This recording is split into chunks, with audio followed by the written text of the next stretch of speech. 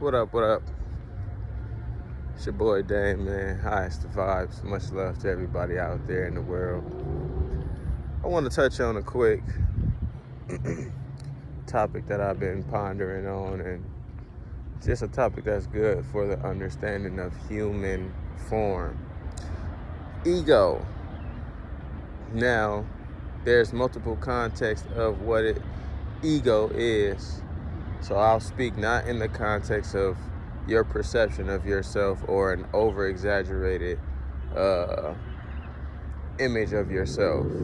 So not in the realm of being boisterous and the I'm the man connotation. We're not talking about that version. So when I say you have an ego, it's not subject to that overconfident denotation, but subject to another meaning, which is the mediator between your spirit and the outside world. Just think about that. The mediator between your spirit and the outside world. What this means is the ego is in charge of perceiving, judging, discerning, making a decision, assessing whether or not you're in danger or you're safe. The ego has this responsibility as a human. So when I say you have an ego, it's not a matter of opinion. It's a matter of truth for the human existence. So that being said, you have to understand the thing about the ego is it is fallible. It is flawed. It is based on our ability to sense. We know we only see a certain amount of the spectrum of light. So we have a limited existence. Not only do we see a certain spectrum, we see from a relative standpoint, a human position, a certain angle. I'm 5'8", melanated. I got predispositions that dictate how I view things with my ego. That's relativity. That's subjectivity. So I say that to say, ego is flawed, ego is fallible, but it is the human condition. What contrasts that human condition is our spirit. So we live in a paradox or a dichotomy. Naturally, one might call it duality, but we live in this contradiction of having a spirit that yearns for certain things and having an ego that yearns for other things that contrast what the spirit yearns for. For example, the ego base would be sensual pleasures.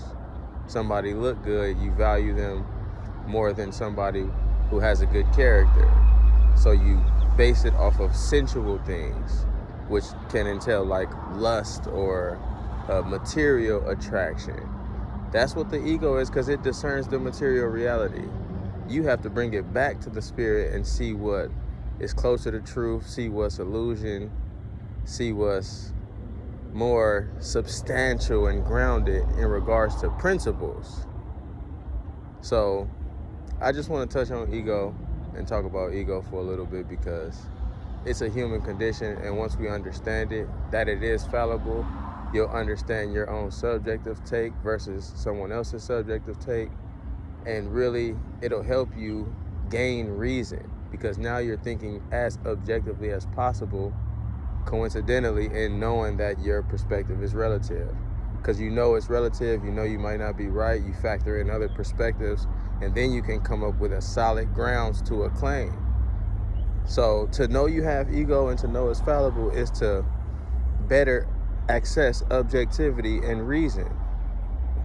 So that's just another benefit of being aware of that. So just letting y'all know, you have an ego. Don't deny that you have it.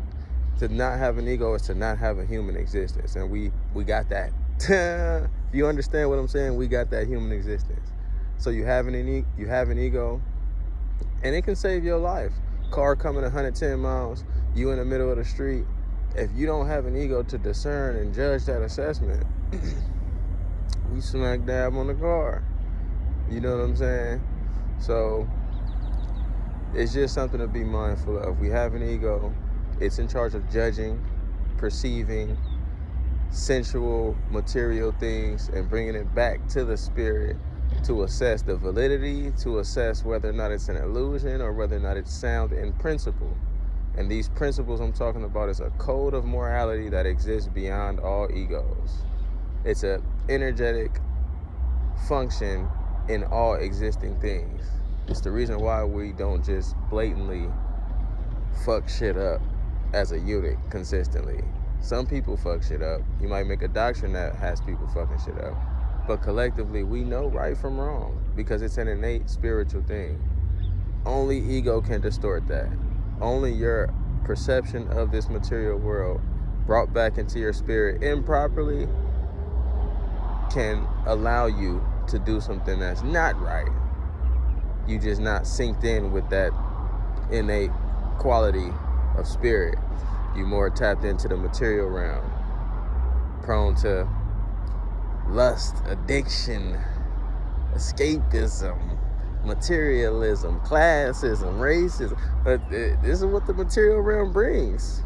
Conceptual things that don't exist, illusionary things. But yeah, no, that's it. 6 minutes, I'm rambling. But yeah, know you have an ego. Assess it, watch it, see how it works. Discern reasonably what is valid that you take out of the material world and bring back to spirit, and what is invalid. This will help you with reason. It'll help you think soundly. It'll help you be a better student by getting to the research and doing the cross-referencing and taking that extra mile to understand. Because then when you know that you got an ego and you know it's fallible, you discover the beauty of being wrong. And that's just, it's cliche for me to say, but that just is what it is, man. The beauty of being wrong is being enlightened. Oh, it ain't this, what is it? New information, now I'm enlightened. The ugly of thinking you right all day is to not allow new information to come in. Is to not allow information to come into your existence. But with this loud ass car barking,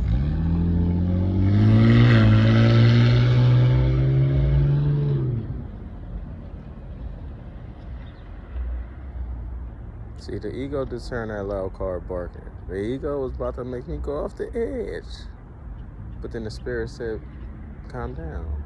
Be patient. It's okay. You're tripping over nothing. All problems stem from ego. Because it's how we judge it and how we take it back to spirit. That obstacle becomes a problem when you regard it as such. That's what makes it a problem. It's only an obstacle or a challenge. It's a problem when you regard it as such. So that's the ego discerning an obstacle or a challenge a certain way. It's not the challenge in itself. So this will help you be objective when you realize how fallible the ego is and what you're discerning is subjective, and get to the grounds. And then you make a decision based off the grounds, which is reason and logic, the principles. Vibe high, much love to everybody, man. It's your boy Dame. Been talking too much. Peace.